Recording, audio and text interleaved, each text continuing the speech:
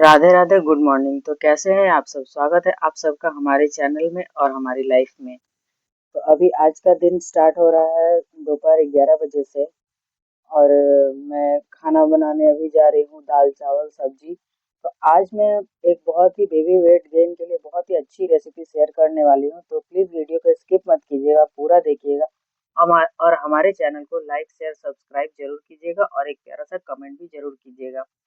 तो आज मैं बेबी वेट गेन के लिए बहुत ही मेरा बेबी जैसे एक साल का हो चुका है, तो मैं उसके वेट गेन के लिए एक रेसिपी बना रही हूँ। तो सोची आप सबके साथ भी ट्राई कर लूँ। जो भी जिसके जिसके भी छोटे छोटे बेबी हैं मेरे जैसे या फिर होने वाले हैं, तो वो ये रेसिपी ट्राई कर सकते हैं। तो अभी मैं दाल चावल बना रही हूँ। दाल चावल चढ़ा दूंगी हम सब के लिए। और दाल में वेजिटेबल डाल दूंगी। सुबह मैंने बेटे के लिए दलिया बनाया था। बहुत सारा वेजिटेबल, बीन्स, कैरोट और ये सब जो भी वेजिटेबल्स होते हैं सीजनल, मैं वो सब डाल के बना देती हूँ दलिया। वो काफ़ी हेल्दी होता है और वेट गेन के लिए बहुत अच्छा होता है बेबी के लिए। और मेरा बेबी 1 साल का हो चुका है, तो अभी मैं उसे नमक देना 8 मंथ से ही मैंने उसे नमक देना, थोड़ा सा नमक का टेस्ट नहीं आता था, नमक का टच रहता था, आयोडीन का वो जाता रहता था उसमें मात्रा, टेस्ट नहीं आता था, बहुत हल्का। क्योंकि थोड़ा सा भी अगर हम नमक नहीं देंगे बच्चों को तो वो टेस्ट डेवलप नहीं होगा, आगे जाके कुछ खाएंगे नहीं। तो हम लोग कंप्लेन करते हैं कि बच्चे कुछ खाते नहीं हैं। तो मैंने 8 मंथ से उसको सॉल्ट हल्का सा देना स्टार्ट कर दिया था। और आप लोग मेरे वीडियो में प्रीवियस सारे वीडियो में चेकआउट कर सकते हैं। टच वुड मेरे बेबी का वेट कभी कम नहीं रहा है, बॉर्डर लाइन के बीचों बीच रहा है, बहुत मतलब एकदम ऊपर भी नहीं रहा है। और बहुत ही अच्छा आइडियल वेट रहा है, आइडियल वेट से थोड़ा सा ज़्यादा ही रहा है। पर उसको ओवरवेट नहीं बोलेंगे, बहुत अच्छा वेट रहा है टचवुड। उसका वेट का कभी प्रॉब्लम नहीं हुआ है और खाने का कभी प्रॉब्लम नहीं हुआ है। मैं जो भी हेल्दी फूड उसे खिलाना चाहती हूँ वो खाता है, मेरे साथ बहुत ही अच्छा कोऑपरेट करता है। हाँ, थोड़ी शैतानी करता है, बच्चे हैं उतना तो करेंगे ही। और आज मेरी चंपी कराने की इच्छा हो रही थी, तो हस्बैंड जी को बोला कि मेरी चंपी कर दीजिए। और यहाँ मैं अपने हाउस हेल्प की कहानी बता रही हूँ उनको। क्या जो भी हाउस हेल्प रखते हैं, जिनके भी घर में हाउस हेल्प है, उनकी तो एक अलग ही कहानी होती है, रोज रोज के नए टंटे होते हैं उनके। पिछले वाले मेरे हाउस हेल्प थी, वो बहुत अच्छी थी, उसको कुछ समझाना नहीं पड़ता था। बट ये वाली उसको हर बात समझाना पड़ता है। जैसे कि किसी को बोल दो ना कि थोड़ा हमको कम तेल मसाले वाला खाना देना, तो वो तुमको बॉईल करके ही दे देगा। और जैसे बोलना थोड़ा सा चटपटा बनाना, तो वो पूरा गुड़ गोबर कर देगा।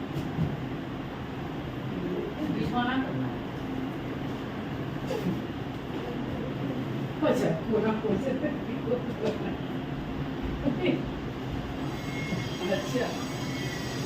अब तो गया बेटे। और हस्बैंड के बर्थडे के कारण सारा सामान इधर से उधर हुआ पड़ा है। तो हम लोगों का क्या है कि छोटा बेबी होने के कारण सामान इधर से उधर तो हो जाता है, पर वो अपनी जगह पे नहीं जा पाता है कभी भी। तो मैं यहाँ पे सामान भी ठीक कर रही हूँ, बीच बीच में बेटे को भी देख के आ रही हूँ, थोड़ा थोड़ा हस्बैंड जी को भी छेड़ ले रही हूँ। और हम लोग इतने अच्छे से इतने शांति से काम कर पा रहे हैं, तो आप लोग सोच सकते हैं हमारा हल्ला गाड़ी अभी सोया हुआ है। और अभी थोड़ी ही देर में वो उठ जाएगा और हमें कोई काम नहीं करने देगा।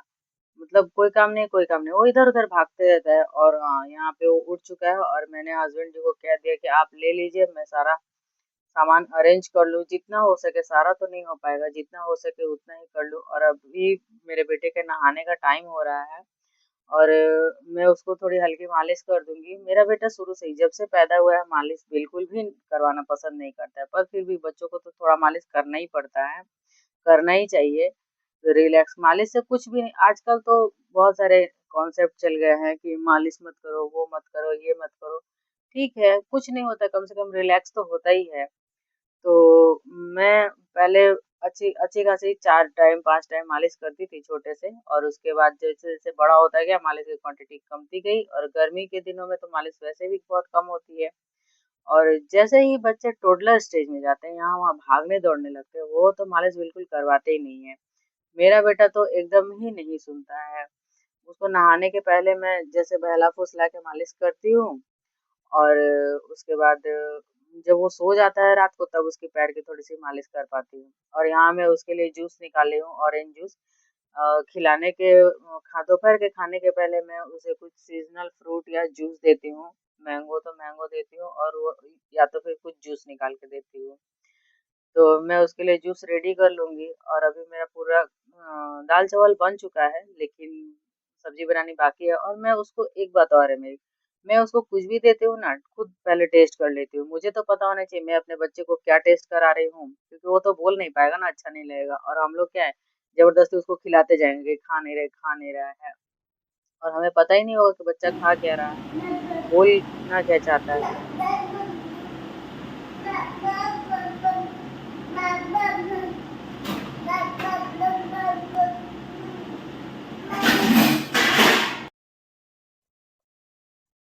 तो यहाँ मैं अपने बच्चों को जूस पिला लूँगी और हमारा क्या है ना कि हम लोग कुछ भी एक बूँद पानी भी पीते हैं ना, तो वो प्रणाम करके मतलब अपने हिसाब में भगवान को भोग ही लगा देते हैं। क्योंकि हमारे लिए हर खाना, हर पानी की एक बूँद प्रसाद के जैसे ही है, प्रसाद से कम नहीं है, प्रसाद ही है। तो यहाँ मैं अपने बेटे को जूस पिला के उसको उसका मुँह पोंछ दूँगी और फिर से मैं खाना बनाने में लग जाऊँगी क्योंकि अभी मेरी सब्ज़ी बनानी बाकी है और मैं सोच रही हूँ कि बहला फुसला के बेटे को और मैं अपनी सब्ज़ी बना लूँ, लेकिन आज लगता नहीं है कि वो मानने वाला है। वो खेल रहा है पर दौड़ते-भागते ना मेरे पास वापस से चला आ रहा है। खेल रहा है फिर दौड़ते-भागते वो मेरे पास चला आ रहा है। यहाँ मैं वो बार-बार ना मेरी गोदी में चढ़ जा रहा है और मैं सोच रही हूँ कि चलो इसके पापा को उसको दे दूँ कि वो थोड़ी देर सँभालेंगे, मैं कम से कम मसाला तो पीस लूँ और जाती हूँ तो क्या देखती हूँ, उसके पापा तो सो चुके हैं बेचारे, अब तो मुझे ही मैनेज करना पड़ेगा। लेकिन क्या है ना कि मेरे गैस के पास का थोड़ा-सा एरिया ना काफ़ी डिस्टर्बिंग है। वो बच्चे को लेके काम करने लायक नहीं है, इसीलिए मैं इतना ही प्रेफ़र करती हूँ कि बाबू को वहाँ से दूर रख सकूँ। नहीं तो क्या होता है ना कि गैस है, आग से और पानी से तो दूर ही रहना चाहिए। तो वो बार-बार खेलते-खेलते यहाँ घुस जाता है और मसाला जब मैं पीसूँगी तो मसाला पीसने के लिए तो मुझे दोनों हाथों की ज़रूरत पड़ेगी। तो यहाँ मैं उसके पापा को जगा के उसको दे ही आऊँगी। उसके बाद मसाला रेडी कर लूँगी। यहाँ तक आपने हमारी वीडियो देख ही ली है, तो हमारे चैनल को सब्सक्राइब करें, लाइक करें, शेयर करें और एक प्यारा-सा कमेंट भी ज़रूर करें। तो मसाले में क्या वही बेसिक मसाले अदरक, लहसुन, प्याज़, टमाटर, धनिया, जीरा और कुछ कुछ एक आध स्पेशल मसाला और ज़्यादा कुछ नहीं।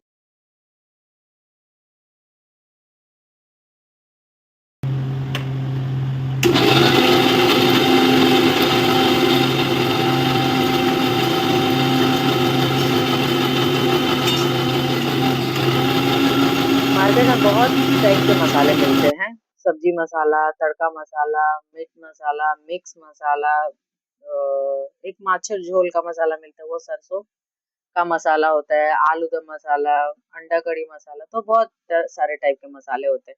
आप लोग सब्जी के हिसाब से जो तरी वाली सब्जी बनानी होती है या फिर सूखी सब्जी बनानी होती है, उसके हिसाब से आप लोग मसाला यूज़ कर सकते हैं। उसमें बहुत मतलब डिफरेंट टेस्ट आता है। तो आज मैंने सब्ज़ी तड़का मसाला डाल के ट्राई करी थी। देखते हैं कैसे बहुत अच्छी बनी थी। देखते हैं हस्बैंड जी को कैसे पसंद आती है कि नहीं पसंद आती है।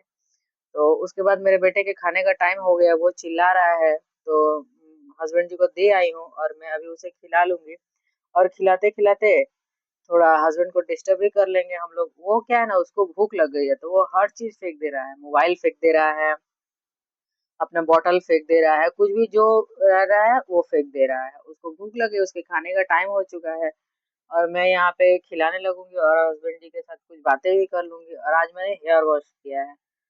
तो हेयर वॉश करने के बाद ना उसके बाद अगर बाल ना सुखाओ और किचन में काम करने लगो तो एक अजीब टाइप से सर भारी-भारी लगने लगता है और वॉश करो या ना करो फिर लगता है कि बस वो तो वैसा ही है।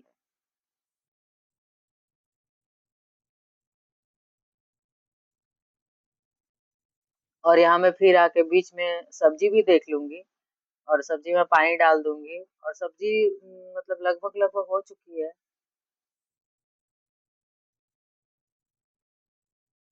है ना सब ले लेके सब कोई कोई काम करता तो पता चलता है। अच्छा आ मेरे पास आओ आओ मेरे पास हम तुम्हारा मम्मी है बेटा, हम तुम्हारा मम्मा है, आओ नहीं पता हम मम्मा ना, आओ आओ तो देख रहे हो आप जबरदस्ती ले रहे हो तो कैसे कर रहा है।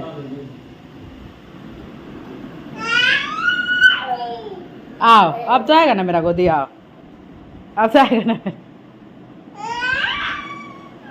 अच्छा गोदी नहीं आएगा, देखो क्या कर रहा है, गोदी नहीं आएगा, देखो ना। और आप हमको लोगों बोला कि ने तुम्हारे यहाँ पास तक ले हमारा चलो। वीडियो देख ही लिया है तो हमारे वीडियो को लाइक करें, सब्सक्राइब करें, शेयर करें और एक प्यारा सा कमेंट भी करें। तो चलिए वीडियो में आगे बढ़ते हैं। मेरा बेटा तो अब चलने लगा है, तो अब वो एक सेकंड कहीं रुकता नहीं है, बस चलते ही जाता है, चलते ही जाता है। और आज उसके पापा जी नया बॉल लेके आए हैं। वो उसको ना बॉल बहुत पसंद है और उसका बॉल खराब हो गया था तो वो उसके लिए न्यू बॉल लेके आए और वो बहुत खुश हुआ है। उसका एक्सप्रेशन में नोट नहीं कर पाई, रिकॉर्ड नहीं कर पाई। वो इतना खुश हुआ ना, इतना खुश हुआ कि कुछ कहने को नहीं। और यहाँ मैं सीधे मिल रही हूँ आप लोगों से शाम के वक्त में, 6 साढ़े 6 के करीब ये वक्त हो रहा है। आज मुझे इतनी नींद आ रही थी, इतनी नींद आ रही थी। खाना बनाने के बाद, बेटे को खिलाने के बाद मुझे भी भूख लग गई थी। मैं भी लंच करके मैं भी और हस्बैंड जी को खा लंच दे दिया और उसके बाद मैंने बोला मैं जा रही हूँ, मुझे बहुत जोर नींद आ रही है और बेटे को भी नींद आ रही है। मैं चली गई सोने और इतना सोई हस्बैंड ने फिर जगाया सीधे अपने निकलने के टाइम में। वो निकल गए, उसके बाद मैंने दरवाजा बंद कर लिया। मेरा बेटा सोया ही हुआ था तो मुझे कुछ काम था नहीं और मैंने उसको, वो तो सो रहा था और मैं भी सो गई। मैं भी इतना सो, उसके बाद सीधे सीधे मेरी हाउस हेल्प जब आई, बेल दबाई तो मैं उठी। तो बेल की आवाज से तो बेटा उठ ही जाता है, तो वो भी उठ गया। अब तो मैंने सोचा लो ये भी उठ गया, इसकी भी नींद खराब हो गई। फिर मैंने बर्तन भी किचन में, खाना जो भी बच जाता है वो मैं खाली कर देती हूँ, तो खाली भी नहीं किया था। तो हाउस हेल्प को दे दिया अपने बेटे को और बोला तुम पकड़ो इसको और मैं सारा बर्तन वर्तन खाली कर देती हूँ। तो खाली कर रही थी तो वो बोल रही है क्या कि मैं नीचे रख दूँ दीदी इसको, ये खेलेगा। मैंने बोला नहीं, वो नींद नींद में है, वो अभी रखोगी, वो आंख खुला हुआ है, वो बात कर रहा है बट वो नींद में है। रखोगी वो गिर जाएगा। सुबह में उसी के गलती के कारण मेरा बेटा गिर गया था। उसको चोट लग गई थी सुबह सुबह। वो मेरी हाउस हेल्प की गलती के कारण मेरा बेटा गिर गया था। ऐसे तो बच्चे गिरते ही रहते हैं, पर किसी की गलती के कारण, खुद की गलती के कारण गिर जाए तो एकदम अच्छा नहीं लगता है, मुझे बहुत गुस्सा आता है। तो उसके बाद हाउस हेल्प काम करने लगी और मुझे फिर से नींद आ गई। और मेरा बेटा अभी ब्रेस्ट फीड पे है, ब्रेस्ट फीड करता है, फार्मूला नहीं लेता है, तो वो भी दूध पीते पीते सो गया और मैं फीड लेते लेते सो गया और मैं भी सो गई। उसके बाद वो सीधे जाने के टाइम पे मुझे जगाई, दीदी मैं जा रही हूँ, अब डोर लॉक कर लो। मैंने डोर लॉक कर लिया और कैन यू बिलीव, आप लोग बिलीव नहीं करेंगे, मैं फिर से जाकर सो गई। फिर से जाके सो गई एक बार को। इतना मतलब बहुत लेट हो गया, लग रहा है कितना टाइम हो गया, बहुत अंधेरा हो गया। तो 6 बज गया था। तो मैं उठी जल्दी जल्दी, अरे बेटे के खाने का टाइम हो गया है। तो मैं उठी, उसको फ्रेश किया, खुद फ्रेश हुई, फिर उसको नाश्ता कराया और उसके बाद रोटी भी बनानी थी। आज सब्जी नहीं बनानी थी, मैंने आलू सोयाबीन की सब्जी दिन में बनाई थी, वो ज्यादा बनाई थी। शाम को हस्बैंड नहीं रहते तो मैं मिनिमम लिमिटेड काम रखती हूँ क्योंकि बेटे को भी मुझे देखना रहता है। और आज मैं वो रेसिपी शेयर करूंगी अभी, जो बेबी वेट गेन के लिए बहुत ही अच्छी रेसिपी है, बहुत ही बढ़िया रेसिपी है।